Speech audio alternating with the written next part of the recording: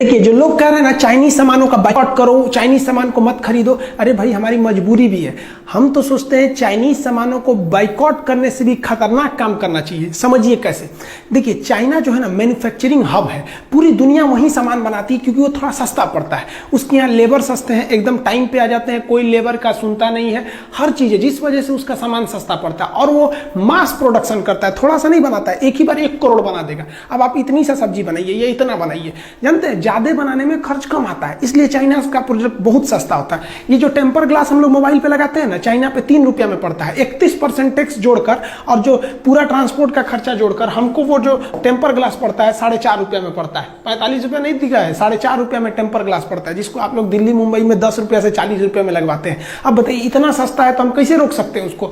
आप जो fast charger कहते हैं ना, 3 एम्पियर 5 एम्पियर का धड़ाक से चार्ज कर देता है, 45 रुपया है। हालांकि इसका रेट जो आता है वो 30 रुपये ही है, इसको टैक्स वगैरह जोड़ के 45 रुपये आता है। एयरफोन जो होता है वो 50 रुपये में आता है। 16 GB का मेमोरी कार्ड चाइना में 20 रुपये के आते हैं। सब इतने सस्ते सामान होते हैं, इसलिए मजबूरी बन जाती है लोगों का खरीदना, क्योंकि ये बहुत ही, हम लोग के यहाँ आधे से ज्यादा लोग गरीबी रेखा के नीचे हैं, तो हम लोग की मजबूरी भी है। लेकिन ये सारे सामान चाइना के अलावे ताइवान में भी सेम रेट में मिलते हैं, वियतनाम में भी सेम रेट में मिलते हैं सब।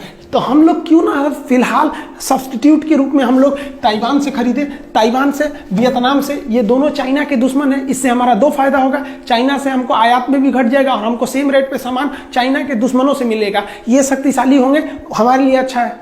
खिलौनों के मामले में चाइना पूरी दुनिया में जाइंट है। चाइना में 8 रुपए से खिलौने चालू हो जाते हैं, 8 रुपए में। पूरी दुनिया में जो सोलर पैनल दिए जा रहे हैं वो चाइना से आता है। हिंदुस्तान में 70% सोलर पैनल चाइना से आयात हो रहे हैं, हमारे यहाँ नहीं बनते। जबकि भारत का शक्ति स्थल दक्षिण भारत में, दुनिया भर का केरल और गुजरात में जो पावर प्लांट लग रहा है सोलर प्लांट से, वो चाइना से आयात हो रहा है। हमारे जो लौह पुरुष थे, स्टैचू ऑफ यूनिटी, उनके लिए भी जो स्ट्रक्चर बना था वो चाइना से ही बना था। इतना ज्यादा वो मैन्युफैक्चरिंग हब बन गया, इतनी आराम से नहीं हटेगा। उसको हम लोग को बढ़िया से घेरना पड़ेगा, माइंड गेम से मारना पड़ेगा। समझिए कैसे। देखिए कंप्यूटर और मोबाइल की दुनिया में चाइना जो है एकदम कब्जा करके बैठा है। चाइना में जो है वो कंप्यूटर मोबाइल बहुत ही बड़े पैमाने पर मैन्युफैक्चर किए जा रहे हैं। ये जो कैमरा होता है ना, शादी ब्याह में रिकॉर्डिंग वगैरह करते हैं, उसका भी चाइना बहुत बड़ा हब है। सीसीटीवी कैमरा का चाइना बहुत ही बड़ा एक्सपोर्टर कंट्री है। चाइना के पास हर तरह के सीसीटीवी कैमरे होते हैं। जनरली 2 टाइप का हम लोग यूज करते हैं। गोल वाले को कहते हैं डोम कैमरा, ये चौड़ाई में देखता है और वाटर प्रूफ नहीं होता, इसलिए इसे घर के अंदर लगाया जाता है।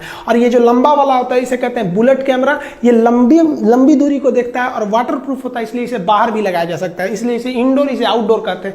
इस तरह के सीसीटीवी कैमरे के लिए चाइना बहुत बड़ा उत्पादक है। चाइना के आप किस किस सामान का बाइकआउट करने को कह रहे हैं? आपको पता है जो पीवीसी टेप चिपकाया जाता है ना, तार वगैरह को चिपकाने के लिए, चाइना से आता है। छोटे बच्चे जो कंचा गोली खेलते हैं ना, वो चाइना से आता है। चाइना अपने कस्टमर्स का बहुत ही ख्याल रखता है, लेकिन इंडिया वाले क्या करते हैं, कस्टमर का ख्याल नहीं रखते, अपना मुनाफा कैसे होगा। अब सोचिए छोटा बच्चा गोली खेलने जाता है, सोचता है गोली बड़ा रंग बिरंगा हो, एक साइज का हो, एकदम बिल्कुल गोल हो। हिंदुस्तान का गोली देखिए टेढ़ ऐसे रहता है, इंडिया का लड़का लेता ही नहीं, कहता है चाइनीज गोली दो, एकदम रंग बिरंगा दे दिया। उसने कस्टमर्स की नीड को पहचाना। इन्हें हर चीज चाहिए, खूबसूरत से खूबसूरत, लेकिन सस्ते चीज में चाहिए। चाइना इस चीज को दे देता है।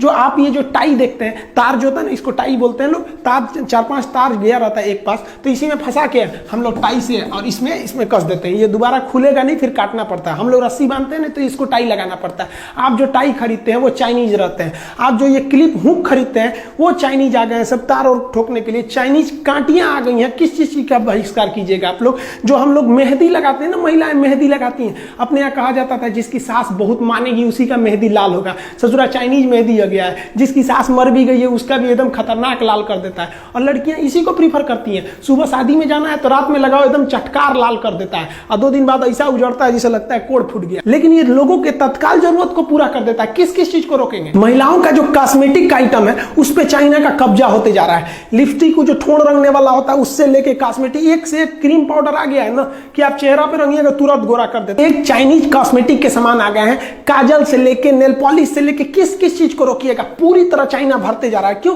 क्योंकि लोगों को क्या चाहिए, एक महिला को हर तरह का चाहिए, लिपस्टिक उसका, नेल पॉलिश चाहिए उसको, हर तरह का, जिस रंग का कपड़ा रहना चाहिए उसी रंग का ही। अब इंडिया का लेगी तो महंगा पड़ेगा, तो जितना में इंडिया का एक रंग का लेगी उतना में चाइना वाला इतना सस्ता देता है कि 3 रंग का लेगी, तो उसकी भी तो मजबूरी है। आप देखिए चाइना हमेशा अपने कस्टमर्स के बारे में सोचता है। हम लोग को चाइना के सामान को रोकने के लिए एक भावनात्मक डर भी बनाना पड़ेगा। भारत में देखिए ना, मुंह नोचुआ का हल्ला उड़ गया था, चोटी काटने वाला, बाल काटने वाला था। इसी तरह मीडिया को पैसा वैसा खिला के सरकार को ना एक हल्ला उड़ा देना चाहिए कि चाइनीज मेहंदी लगाने से ना हाथ में कैंसर हो जा रहा है, जो महिला ठोड़ रंग ले रही है चाइनीज लिपस्टिक से उसको धोधड़ हो जा रहा है। इसे ऐसे टाइप का एक मनोवैज्ञानिक दबाव बना दो, फॉल्स न्यूज चला दो। हमारे यहाँ तो फॉल्स न्यूज दुनिया भर का चलता है कि 2000 के नोट में चिप था, उस चिप से हम पता कर सकते हैं कहाँ 2000 का नोट छुपा है, कहाँ घंटा चिप था उसमें। चाइना अपने कस्टमर्स का बहुत ख्याल रखता है। देखिए हमारे यहाँ बनारसी साड़ी पूरी दुनिया में फेमस है। बनारसी साड़ी देखिए, ये बहन जी पहनी है, कितना बढ़िया लग रहा है। लेकिन भारत ने अपनी बनारसी साड़ी एक सूडान नाम के देश को निर्यात किया, वहां से रिजेक्ट हो गए सब, भारतीय साड़ी बर्बाद हो गए। लेकिन वहीं पे चाइनीज साड़ियां चल गई, क्योंकि सूडान की जो महिलाएं होती हैं इस तरह से होती हैं। अब ये वाला साड़ी उनको पहना दीजिएगा तो लगेगा समियाना ओढ़ ले भाई, उसमें थोड़ा सा चेंज करना पड़ेगा ना। उनकी हाइट 6 फीट होती है, हमारे यहाँ 5.5 फीट की लड़कियां होती हैं सब, तो सड़िया को थोड़ा सा चौड़ा करना पड़ेगा ना, नहीं तो यही वाला पहना देंगे उन लोगों को तो स्कर्ट की तरह लगने लगेगा, रिजेक्ट हो गया।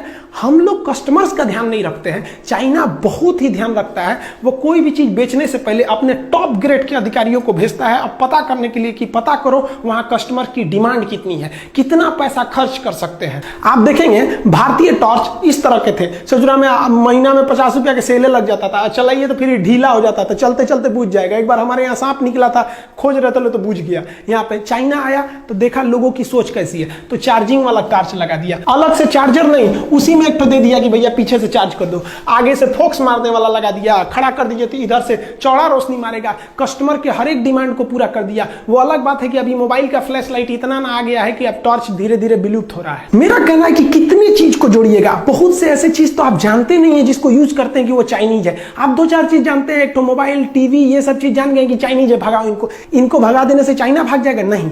हमको ये मौका नहीं गंवाना चाहिए। भारत सरकार चाइनीज सामानों पर 31% टैक्स लगाती है।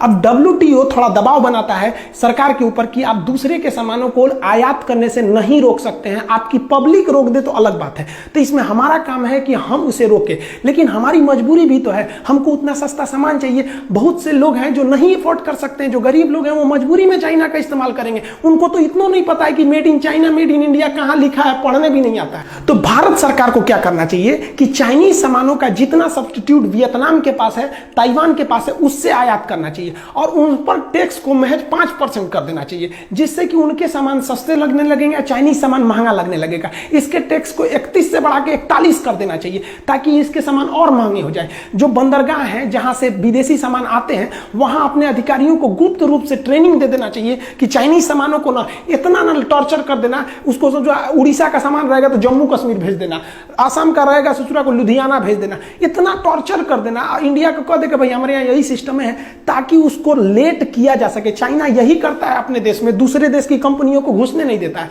और वियतनाम जो ताइवान से कंपनियां हैं उनको सहूलियत दीजिए, धीरे धीरे इंडिया के जो डिस्ट्रीब्यूटर हैं, होलसेलर, वो कहेंगे यार चाइनीज सामान छोड़ो यार, उन सबको ले आने में बड़ी माथापच्ची हो जाता है, उससे अच्छा ताइवान से लो जब सेम रेट में मिल रहा है, वियतनाम से लो सेम रेट में मिल रहा है। चाइना तंग आ जाएगा, फिर चाइना आप पे दबाव बनाएगा। तो चाइना से कहना पड़ेगा भैया साफ देखिए कि भाई आप हमारे देश में बेचिए, नो डाउट बेचिए, हम आपको 31% की जगह 25% टैक्स लेंगे, 20% टैक्स लेंगे, लेकिन आप भारत में कारखाना खोलिए। भारत में कारखाना खोलेगा तो भारत को बहुत फायदा, जमीन भारत से खरीदेगा, यहीं से ईटा उटा खरीद के बिल्डिंग बनाएगा, यहाँ जब उत्पादन करेगा तो भारत की GDP बढ़ेगी, यहाँ के लोगों को रोजगार मिलेगा। क्या अपने यहाँ से मजदूर को थोड़ी लाएगा, ले आ दिया तो और फायदा। क्यों? क्योंकि जब आप देखिए पटना में लड़के पढ़ने जाते हैं, दिल्ली में पढ़ने जाते हैं, तो बाहर से जैसे लड़के आते हैं ना, तो वहां का मकान मालिक राजा हो जाता है कमा के, वहां दुकानदार, सबको फायदा हो जाता है। तो और अच्छा है ससुरा, चाइना से लोग आओ यहाँ पर, यहीं के सामान खरीदोगे, यहीं पे घूमो फिरोगे, और फायदा हो जाएगा। तो रोजगार वो यहीं से देगा, तो हमको और फायदा हो गया कि रोजगार मिल गया। और रोजगार जब मिलेगा तो हिंदुस्तान के लोग काम करने जाएंगे, तो उसकी टेक्नोलॉजी सीख लेंगे। हमारे यहाँ देखते हैं कोई हीरो होंडा की कंपनी में गैरेज में काम कर रहा था, 2 साल काम करके छोड़ा, अपना गैरेज खोल दिया, बहुत अच्छा है। चाइनीज कंपनी में काम किया, 2 साल काम करने के बाद अपना कंपनी खोल दिया। धीरे धीरे ऐसी टेक्नोलॉजी आएगी, चाइना ऐसे ही चुरा के लाया अमेरिका से। इससे भारत के युवाओं में एक स्किल डेवलपमेंट होगा, और ये भारत की सबसे बड़ी कमी है। मान के चलिए कि किसी लड़के को वेल्डिंग सीखना है तो ITI में जाएगा, नहीं तो किसी वेल्डर के पीछे हेल्पर बनेगा। कोई ऐसी संस्था है जो केवल डेडिकेटेड हो वेल्डिंग सिखाने के लिए कि हाँ भैया आइए 1 महीना में हम आपको सिखा देंगे, आपको वेल्डिंग का सर्टिफिकेट देंगे? नहीं, उसके लिए 75 गो नियम कानून है। चाइना में ऐसा नहीं है, आपको जिस चीज का स्पेशलिस्ट बनना है आप वहां जाइए। लेकिन भारत में अगर आपको स्पेशलिस्ट बनना है तो या तो कॉलेज में जाइए, अगर अनपढ़ है मजदूर टाइप के हैं तो किसी किसी के पीछे हेल्पर लगिए 2 साल तक, अब धीरे धीरे सीखिए। लेकिन चाइना ने क्या किया, एकदम स्किल्ड कर दिया। किसी को पेंटिंग सीखना है, उसका एक तो कॉलेज है भैया, इसमें आइए 1 महीना में पेंटिंग सिखा के भेज देगा, सर्टिफिकेट केवल पेंटिंग का। हमारे यहाँ ITI, IIT, BE, BTech, MTech, lab मार डालेगा उसको पढ़ा के। जो चाइनीज ऐप हैं जैसे टिकटॉक है, वीमैट है, वीचैट है, बहुत ज्यादा 52 से ज्यादा ऐसे ऐप है जिसको सरकार ने बैन किया है, उस पर निगरानी रखने के लिए कहा है, अभी बैन नहीं किया है। ये अपना डाटा जो है ना उसको स्टोर करते थे चाइना में। जैसे मान लीजिए आप शादी में गए, कोई रिकॉर्डिंग किए, तो वो रिकॉर्डिंग कहाँ आता है, आपके मेमोरी में। हम ये यूट्यूब पे वीडियो बना रहे हैं, ये ना आपके मेमोरी में ना मेरे मेमोरी में, ये कहाँ गया, तो ये यूट्यूब के सर्वर में गया। तो भारत सरकार को भी चाइना के जितने भी ऐप हैं कहना चाहिए कि भैया तुम ऐप आओ, क्योंकि तो तुम तो है प्ले स्टोर पे, हमारे पे तो हो नहीं, आओ, लेकिन तुम जितना डाटा यूज करोगे ना उसको भारत में रखना पड़ेगा। अब वो भारत में रखेगा तो उससे भारत में भी रोजगार बढ़ेगा और हमारे डाटा भी लीक नहीं हो सकते हैं, और धीरे धीरे उसको दबाव बना के धीरे धीरे पब्लिक ही छोड़ सकती है, क्योंकि WTO के नियम के हिसाब से गवर्नमेंट किसी पे जबरदस्ती बैन नहीं लगाएगी। चाइना के सामानों को बाइकआउट नहीं कराना है, उन ससुरों को मंगाना है और यहीं बनवाना है। ऐसा दबाव बनाना है कि अगर नहीं बनाएगा यहाँ पे ना, डायरेक्ट मंगाएगा ससुरा पे 40% टैक्स, और वियतनाम और ताइवान के सामानों को प्रीफर करेंगे, और बनाएगा तो भैया 20% टैक्स। बनाओगे तो तुम हमेशा के लिए मरोगे, आप भेजोगे तो डिस्टर्ब होकर मरोगे। मतलब चाइना ना तुमको कह के लेंगे। चाइना में क्या होता है ना, वहां अधिकारी बने हैं, जैसे जिला की जिम्मेदारी DM की होती है ना, चाइना में क्या होता है, हर जिला में ना एक उद्योग वाला अधिकारी होता है, उसकी जिम्मेदारी है कि इस साल तुमको इतनी कंपनियों को यहाँ खुलवा देना है, इतनी कंपनियों को सुधार ला देना है, उसकी जिम्मेदारी है। और हमारे यहाँ किसी भी अधिकारी को कोई जिम्मेदारी नहीं, उसको डर और जरूरत है ही नहीं है। डर और जरूरत का होना जरूरी है। सरकारी नौकरी में हो गया, डर खत्म, नौकरी जाएगा नहीं, जरूरत खत्म, 1 तारीख को तनख्वाह आइए जाएगा। हमारे यहाँ इसे चौपट कर दिया सब हमारे यहाँ के अधिकारी सबको। आप जाइए ना भारत में, अपना आय प्रमाण पत्र, मृत्यु प्रमाण पत्र बनाइए ना, एक आदमी मर गया उस ससुरा का सर्टिफिकेट बनाने में 1 महीना लगा देगा सब। तो विदेशी कंपनियों को टॉर्चर करके रख देता है। इसलिए भारत में आने से पहले कंपनियां डरती हैं, जबकि जानती हैं कि हमारा माल भारत में इतना खप जाएगा कि हम कमा के लाल हो जाएंगे। लेकिन हमारे यहाँ के अधिकारी उनको ऐसा न रगड़ देते हैं कि बेचारे भाग जाते हैं यहाँ पे। तो भारत सरकार को भी ना अपने सुझाव में उनके सलाहकारों को एकदम ट्रेनिंग देना है, एक अधिकारी बैठा के भेजना है दिल्ली में, मुंबई में, जहां भी इंडस्ट्रियल हब है, कि हमको हर साल यहाँ 200 फैक्ट्री बढ़ जाना चाहिए, नहीं तो ससुरा गोली मार देंगे। तो हम यहाँ पे डर बिना प्रीत कहां। भारत सरकार के उद्योग मंत्रालय पे एकदम कड़ा डिसीजन लेना चाहिए। लिस्ट बनाइए उन चीजों का जो चाइना ज्यादा प्रोडक्ट करता है, जिसका पब्लिक ज्यादा यूज करती है, और उन सारे चीजों का कारखाना 1 साल के अंदर अंदर खुल जाना चाहिए, ना तो नौकरी से भगा देंगे। हमारे यहाँ अधिकारी ससुरन का तोन निकल गया है, इतना कोई मतलब नहीं है क्या हो रहा है क्या नहीं, सरकारी नौकरी लग गया। देखिए चाइना को इतना टॉर्चर करना है कि उसको फैक्ट्री मजबूरन भारत में खोलना पड़े, और जब भारत में फैक्ट्री खोल देगा ना तो हम लोग हो जाएंगे मकान मालिक और चाइना हो जाएगा किराएदार। अब कोई भी किराएदार मकान मालिक से ऐठ के नहीं बोलता है, जानता है कि हमारा सब फैक्ट्रियां वहीं पे है, सोच रहा रोक देगा तब। कोई भी देश चाइना से ऐठ के क्यों नहीं बोलता है, क्योंकि जानता है सोच रहा वहां पे हमारी कंपनी फंसी हुई है। अमेरिका भी शांत रहता है, उसकी करोड़ों करोड़ की कंपनियां का वहां पे इन्वेस्टमेंट है। तो भारत सरकार को इन्वेस्टमेंट लाना चाहिए, इससे FDI भी बढ़ेगी भारत सरकार। इससे चाइना पर बहुत बड़ा प्रेशर आएगा, क्योंकि उसकी कंपनियां उस पर प्रेशर लगाएंगी, भैया मेरा वहां पे सब फैक्ट्री फंसी हुई है। और हम लोग को यह नहीं कहना पड़ेगा कि बाइकआउट चाइना, भैया भारत में ना बन रहा है, यहाँ पे 1 नंबर का काम हो रहा है। अब यहीं से बना के तुम बगल में बेचो, पाकिस्तान को बेचो, श्रीलंका को बेचो, किसी को भी बेचो, लेकिन हमारे यहाँ मैन्युफैक्चरिंग हब बनाओ। हमारे यहाँ बेचना है तो बनाना पड़ेगा, नहीं तो भाड़ में जाओ ससुरा। हमारे यहाँ दिक्कत क्या होता है, एक तो पुजवा नेता चल जाता है ना, उसके पीछे 50 गो पुलिस वाला जाएंगे, नेताजी जा रहे हैं, नेताजी जा रहे हैं। और हमारे यहाँ वैज्ञानिक सबको कोई वैल्यू नहीं दिया जाता है। हम एक बार दिल्ली से पटना आ रहे थे, हमारे बगल में एक आदमी बैठे हुए थे, ऐसे परिचय हुआ तो बताया कि हम DRDO में हैं। अब बताइए DRDO का साइंटिस्ट एक साधारण जहाज से जा रहा था, बताइए उसके लिए ये सम्मान की बात है। अरे भाई नेताओं को जो मिलते हैं ना, हमारे जो इसरो चीफ हैं, ये सड़क पे ऐसे जाएंगे, यहाँ पे इनको 2 पुलिस दे देता है। अरे इनको भी ब्लैक कमांडो मिलना चाहिए। जब भारत का साइंटिस्ट कहीं जाए ना सड़क पर, तो उसको चारों ओर से पुलिस हटा दे, सबको हटो हटो, कौन जा रहा है भाई साइंटिस्ट। तो लोगों को भी दिल में देख के एक हौसला बढ़ेगा कि नहीं, हमारा देश साइंटिस्ट के साथ खड़ा है। आने वाली पीढ़ियां भी उनसे प्रेरणा लेगी और पढ़ाई में जी जान लगा के पढ़ेंगी। लेकिन हमारे यहाँ क्या होता है, पढ़ने पर जानते हैं कोई क्या बनता है, पढ़ के क्यों राजा भइल बा। अरे आप पढ़े लिखे लोगों को राजा की तरह सम्मान दीजिए, नहीं तो देश एक दिन खोखला हो जाएगा। नेताओं से ज्यादा सम्मान भारत के इन साइंटिस्टों का होना चाहिए। ये भारत के असली कर्णधार हैं। इनके बदौलत अगर हम रहेंगे, इनका सम्मान करेंगे, तो एक दिन सच में ये भारत को सोने की चिड़िया बना देंगे। आपने कभी सोचा कि भारत के बड़े बड़े IIT इंजीनियर क्यों भारत छोड़ के चले गए? क्योंकि उनको वहां बेहतर प्लेसमेंट मिलता है, बेहतर जॉब मिलता है। हमारे यहाँ क्या मिलता है, इन लोग को नेताओं के दल्ला बना के रख देते हैं लोग। कभी कोई टेंडर में इनको फंसा देगा, कहीं भी किसी न किसी चीज में फंसा देगा, अगर इन नेताओं की बात नहीं सुनेंगे तो। आपको पता है आरबीआई के गवर्नर रघुराम राजन जी इतने बेहतरीन इंसान, आरबीआई की जब ये रिटायरमेंट हुए तो ये अमेरिका में जाके प्रोफेसर हुए। सोचिए इनसे पढ़ा हुआ लड़का कितना आगे जाएगा। हम अपने देश को धीरे धीरे खोखला करते जा रहे हैं। ये एक तत्काल रिजल्ट होता है कि चाइनीज के सामानों को बाइकआउट कर दो, ये बहुत लंबा पीरियड तक ये नहीं चलेगा। आपको एक बहुत सोची समझी रणनीति बनाना पड़ेगी। चाइना को माइंड गेम से मारना पड़ेगा। इस तरह से मारिए चाइना को जिस तरह से उसने पूरी दुनिया को मारा वहां पर। हमारे देश में बनाना है, एक ही शर्त रहेगा, हिंदुस्तान में सामान को बेचना है।